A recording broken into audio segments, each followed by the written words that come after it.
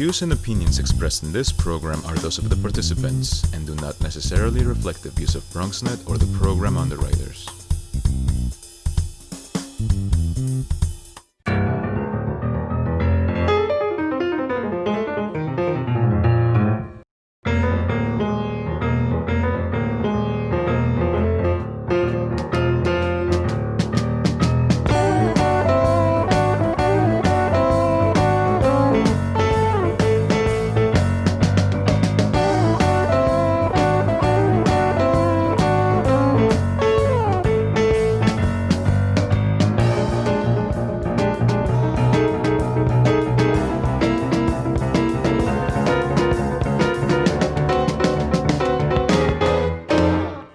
Good evening. Welcome to BronxTalk. Usually we talk about some of the borough's biggest issues like policing or Black Lives Matter or the politics of the day, whatever's going on. But maybe this is even a bigger issue, and that is young people succeeding in the world of art. And we are once again going to visit with our friends at the Millennium Art Academy, which is on Lafayette Avenue in Castle Hill. And I've got a list here. I'm going to tell you, I've got a list here of accomplishments and achievements and places where these students have shown their arts that it is unbelievable. I almost get an email just about every day from the school saying, hey, guess what happened today? Guess about our wonderful students. So you're going to meet the students, we're going to see the artwork, and we're going to really, especially in this day and age when things are so difficult, we're going to really enjoy the achievement of Bronx youngsters. So you know what? I'm going to list everybody, and just so everybody could see who they are, since we're not in a room anymore, we're in a Zoom. So first thing, we'll say good morning to Raven Ortiz. Raven, good morning. Hi, guys. Okay, very good. Malakai Vega, nice to see you, sir. Good morning. Hello. Good morning, nice to see you. Or good evening, nice to see you. Leandndra Hall, just finished Hey. 11th grade. Nice to see you, Leandndra. Thank you for Hi, joining everybody. us. Ideanna Isaacs just finished her sophomore year, grade 10. Nice to Hi. see you, Ideanna. And Victoria Agoha apparently had been on the program when we were in person before. Nice to see you, Victoria. Hi. Good morning. And the teacher, the maestro of this symphony, this artistic symphony, is teacher Laura Blau. Laura, always nice to have you, and thank you so much for bringing your students virtually or live and in person to us. Thank you so much. Ms. Blau, let's start with you. First of all, I got a note here that you were awarded the New York City Big Apple Teacher of the Year Award, one of 19 teachers awarded, and the only one who's an art teacher. So first of all, congratulations for that. You deserve many accolades. But talk to me about Millennium Art Academy. Does every student take arts? You know, do you need to have artistic ability to get in the school? Just run down the art program for us. Students all take art in 9th grade, and then they continue if they have a desire and an interest. And we've been pushing for students to get 10 credits in the arts by the time they graduate, so they can achieve something very special called the Chancellor's Endorsed Arts Diploma, which is wonderful. So we actually have a number of students this year who received that as an extension on their diploma. So we're really trying to push it as a way for students to have a concentration. So it's not every student, but the students that really have an interest can go on. They can take honors art, they can take advanced placement art with me, and they can choose to really engage in a personal study to build their own work in their portfolio. In the past several years, and much to my disappointment, the city has cut back on arts programs. I think one of the real values of the art program is not necessarily, look, achievement in anything is wonderful. It's not necessarily to have them achieve, but a student who participates in arts becomes a better student overall. I think there's plenty of documentation that shows that students who get to express themselves really achieve scholastically in other ways. Can I assume that you see that probably every day? Absolutely. The students have a sense of confidence, a sense of responsibility, and they just have a sense of honor as artists. They also develop strong personal and character skills being artists, especially when we're in the room and we can have these, personal critiques with one another. And they have fostered such a trusting environment, which has carried through even in remote learning. a number of us have had just very intense conversations about our art, helping one another to build and to grow. And that carries through into everything else that they pursue. So absolutely, Gary. What we're going to do, we're going to literally go around the room. We're going to show some of their work. We're going to talk about, you know, some of their creativity, their muse, what it is that, you know, makes them want to create, and what they're really interested in. But just the final question for you. Do you want to list very quickly, because I got a long list, some of the achievements of this particular group and why these students have done so well? So some of the achievements that we're going to be featuring today, we had a piece that received a finalist in New York City's Department of Education PS Art competition. That's the largest competition that's run by the schools each year, and there's about 90 pieces of art that are selected out of thousands of entries. And so one of our students here had a piece that's available to be viewed online now, but it will also be on exhibit at the Met Museum. We also, every year, including this one, have participated in the Ezra Jack Keats bookmaking competition. And that's where students design and write their own stories and build their own books. And so that's something that has become an integral part of my course. We also did something interesting this year with the Bronx Museum. When we went into remote learning, there was an online competition that was curated by teens from the Bronx. So some of the students on here also were recognized in that. We did another project called the Memory Project, where we had photos of refugees from Malaysia that were sent to us. And then some students that elected to do it actually created portraits from those photos. And then they were sent back to the children in Malaysia. And the last thing is we did something new this year called Judiciary and the Arts. We were the only school from the Bronx to participate. And this project involved the federal courthouse in Lower Manhattan, and working to explore some of the cases that were tried and then making art in response to them. I'm going right down my list. And you know, there's the movie Meet the Parents. Now we're going to meet the students. So let's start right at the top of my list. Raven Ortiz, nice to have you with us, Raven. So you participated in the Judiciary and the Arts program. Talk to me about I Am. So, well, thank you for having me. I'm so excited. I Am is about Susan B. Anthony. And when Ms. Blau gave me the opportunity to seek out the perception of fighting for women's rights in a hard time, that, you know, women didn't have a right to speak their voice or just be an equal in any level, I think whatever she said through her dialogue, from whatever the exact words were to be, like, I just envisioned the outcome of the trial, and then how they would just drag her body because she's a woman, and she would just be thrown into a jail cell because she doesn't have rights. And the connection between art and social justice is eternal. I mean, you know, this is how people really express themselves. As an artist, for somebody like you who's so passionate about these things, is it difficult to translate in your mind what you're trying to do and then actually put it down on paper? Or do you find that there's kind of a natural flow to it for yourself? Like, do you struggle with it, is I guess what I'm asking. At first, I did struggle with it. I would get angry. I would throw up paper, like, yeah, I would do that at first. And then I just realized that it takes time, and it's a lot of measurements and math that you have to do. You talk about measurements and everything else. This is what I was saying earlier about the beauty of art, because it teaches you so much more than, I mean, you're talking social justice, you're talking about measuring things. I mean, it really, it's an education in and of itself. You also did the portrait of the Malaysian refugee. Talk about what that means to you. And again, what did you try to do when you created that portrait? Well, that's just a significance for a person from somewhere else that I don't know to smile. The whole purpose of the Malaysian project for me was for a person to smile. Sometimes, you know, people are not happy. So as long as they get a gift, no matter what type of gift it is, and if it's of themselves, of course you're going to be happy. So for me to have the opportunity to gift somebody a portrait of themselves is amazing.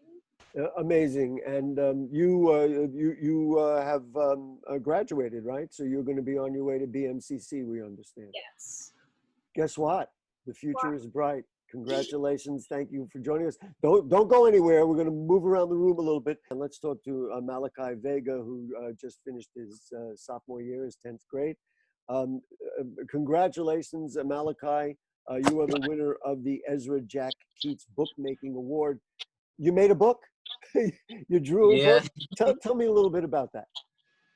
So I was very inspired by like old comic books, because that's like the form of literature I like to read in my free time.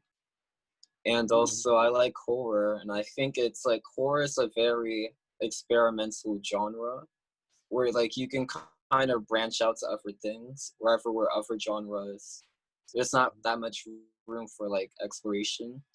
But I feel like there's just such strong imagery of horror that it kind of works for a book. And did you specifically design this piece to enter the contest and that kind of thing? Or did you have kind of what you wanted to do and they were like, hey, you know what, why don't you enter it into the contest?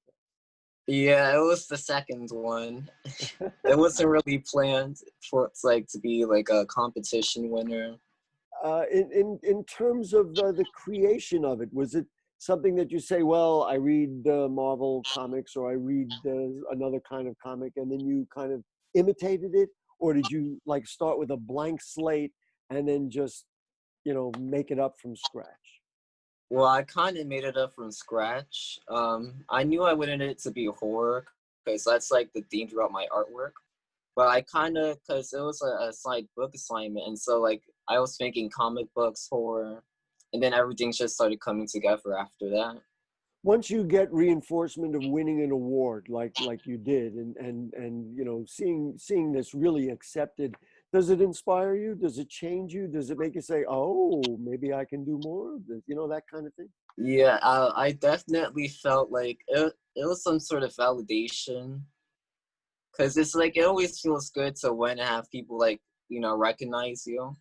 Mm-hmm. And I definitely feel like I have an audience for it, I do feel like. And this is something I'm very passionate about, like horror. And so I feel like I am going to continue.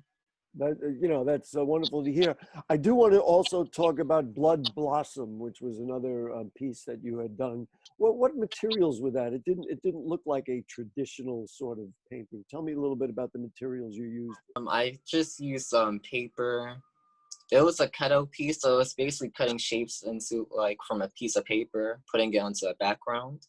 Mm-hmm. And I also use ink and watercolor for like the color. Do you really like working in different medium like that, or was that kind of an exception for what you really are passionate about? A little bit of both, just because the cutout was a pain to do. But I do like the challenge of doing different mediums. I think it increases my skill. It helps me like, grow. Right now, the last question for you before we move on to some others. In your mind, do you have the next piece? Like you say, I know what I'm doing next, or are you going to sit down with that blank piece of paper and then just create as you go? Or like right now, you say, I know what I'm going to do next. Well, I'm always planning. Like I always have like new inspiration every day, but usually it's just sitting down on a blank piece of paper, usually. Because it's like not everything needs to be made into like a piece. Sometimes it could be made for yourself. Wow. So you're gonna do a piece on the horrors of being on television on BronxTalk? Okay, I appreciate it. All right, let's move on to Leandro Hall, also just finished 11th grade. Nice to see you, Leandra. Thank you for joining us. Nice to meet you too. Thank you for having me. Let's talk about the Bronx Museum of the Arts contest. Let's see, you know, what could be more contemporary than a painting about quarantine?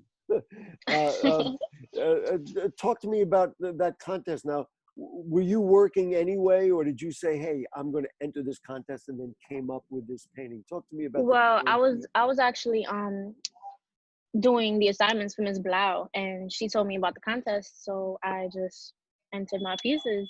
And so these were existing pieces already? They were in the work.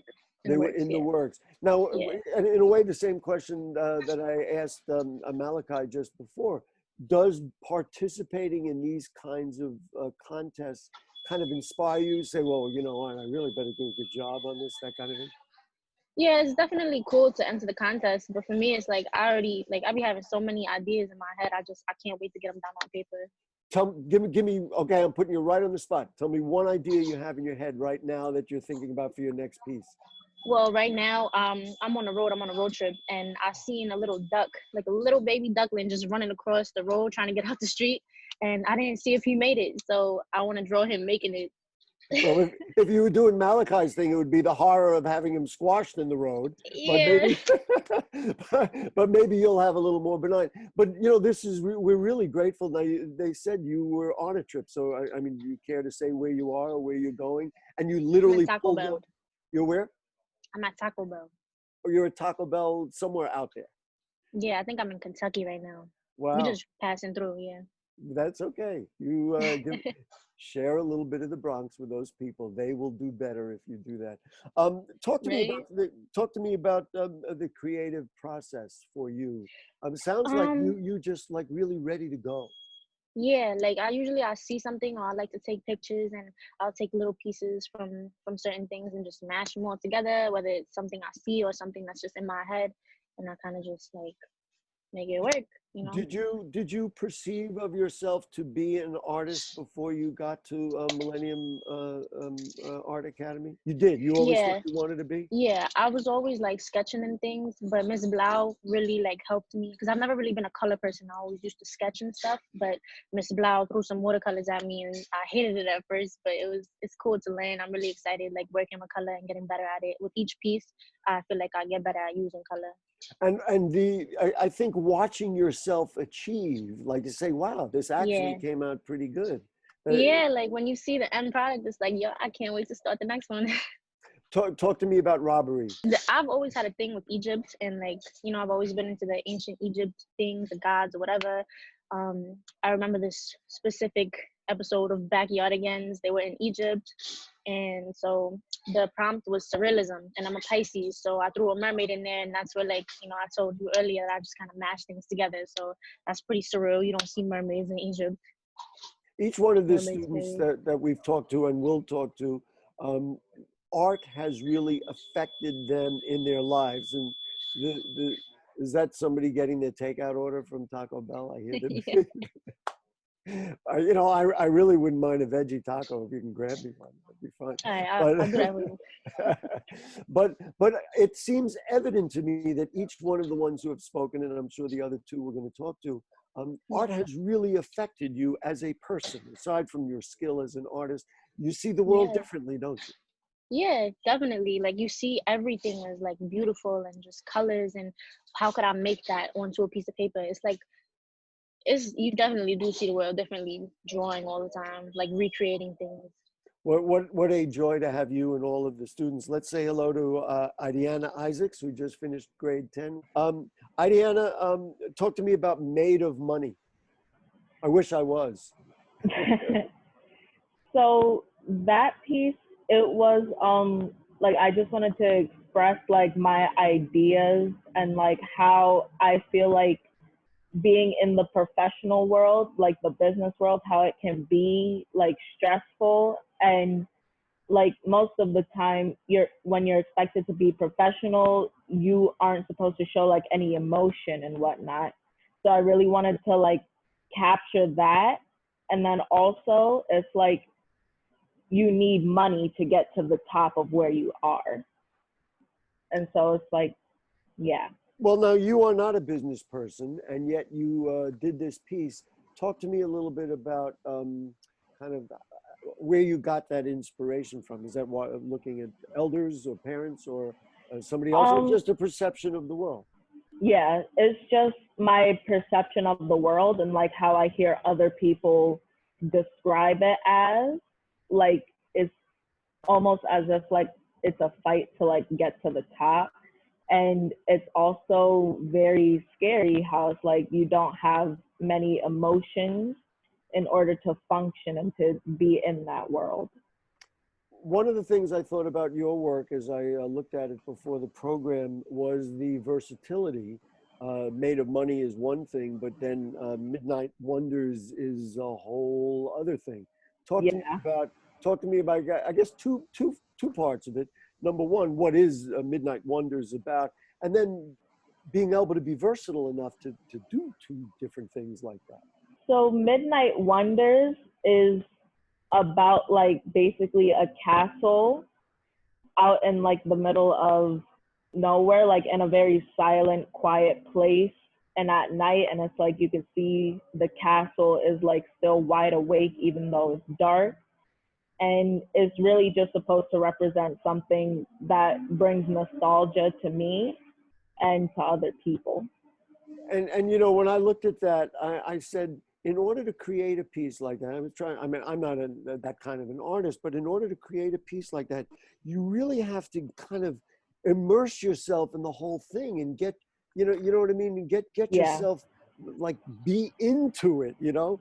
Do you shut everything away? Do you have music on when you make create work like that? Or do you really, you know, focus like crazy? Yeah, I just focus like crazy. Like I block out everything else. From time to time though, I will like, you know, like I'll talk to some people about my work and be like, hey, what do you think about this? But overall, I just really focus like crazy on that and make sure that I really have my colors and the image in mind. Well, thank you so much. I want to bring on Victoria Agoha, who just finished grade 11. So nice to see you. I'll say again, because you had been on our program before. So nice to see you, Victoria. Victoria, your piece, when I looked at it, I wanted to sit there and go, hey! Because the piece is called Hear Me. And you got the lion out there and you got the lion inside of you.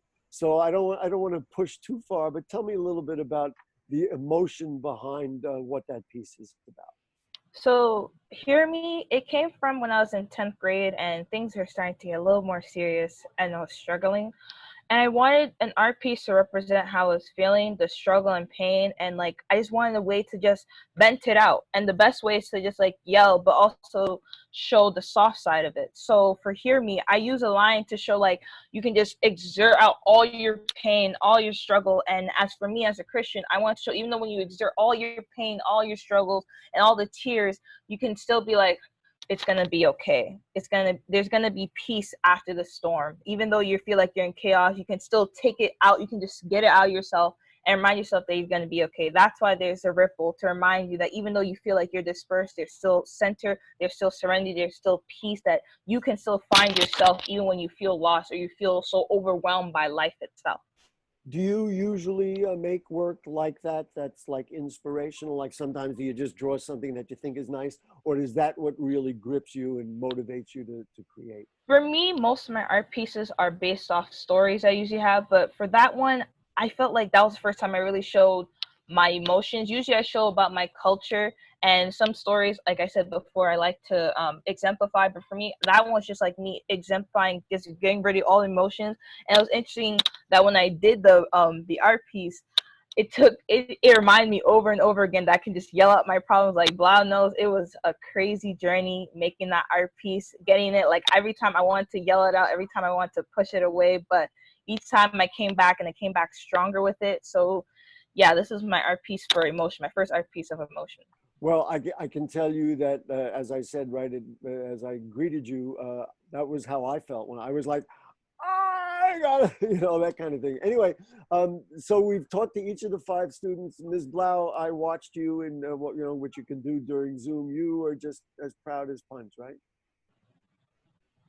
I'm just going to say I'm so proud of each and every one of these students, not only for coming onto a Zoom in July when it's not even school, when I asked them a couple days ago, but just really for having the confidence to speak about their work, because when I was their age, as I often tell them, I was extremely shy. They don't really believe me, but it's true.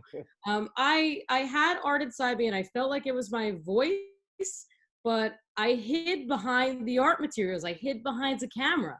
And I never felt a safe enough space that I could speak, as confidently as they do. So I really give props to them for supporting one another. And yes, it's true. Their art has made them grow and blossom. Thinking about them from the beginning in September of this year to now. I have watched them bloom all year, and some of them I've watched them bloom over many years. So it's such a pleasure to watch them just turn into such wonderful young adults, and all right, people have so much to offer. Before we run out of time, I'm going around the room and I'm going to give each of them 15 seconds, and I want them to say either, this is going to be horrible, I want them to say either what Ms. Blau or Millennium Art Academy has done for them as people. I'm not talking about as artists. Clearly they've achieved. So let's start with you, Raven. What has Ms. Blau done for you, and what has the school done for you? Because I believe in this kind of schooling, and I want to punch it. I want to push it. Go ahead. I believe that Ms. Blau offered me growth in my internal healing and everything around me with my outside perception of everything.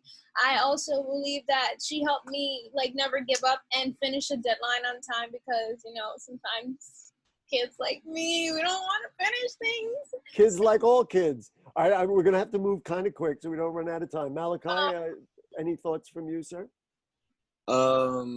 Miss Blau has helped me, giving me a lot of opportunities and resources, so I'm able to make these pieces the way I want to.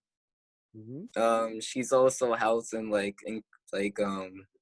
bettering my skill, because she's very nitpicky. Well, now we know why she became the Big Apple Teacher of the Year. Well, we're starting to find out. Leandra, what do you got? Something you wanted to say? I think this is important to say because there's real interaction here between the student and teacher. I feel like Ms. Blau taught me how to take critique and even go to seek it out, because I used to be very, very touchy about people talking about my artwork, and she kind of taught me how to receive it way better and use it. So use it to help. Okay, and let's see, Ideanna, you want to say something? I feel like Ms. Blau, she helped me learn to be patient, and that to make art, it takes a very long time, and to not be afraid to put your idea on the paper. Even if it doesn't come out the way you want it to, you just always have to keep trying and keep pushing yourself. All right, and we got one more, and Victoria, you are next. I don't know what to say. You guys basically said everything. For me, Blau taught me life, because I seen with her, I was able to change my attitude on accepting criticism, my growth, and believing in how to do art, because it was hard for me when I usually talk fast and sometimes people don't understand me. She takes her time with me, and I'm grateful for her all the time when she takes her time so she can understand me and that my art can be expressed in ways that I never imagined it could. So I'm always grateful for Blau. I think it's just great. I'm grateful. That's what I can say. That's fair enough. So Ms. Blau, did we embarrass you enough? No, I'm grateful to hear their comments. I do everything I do for them, so.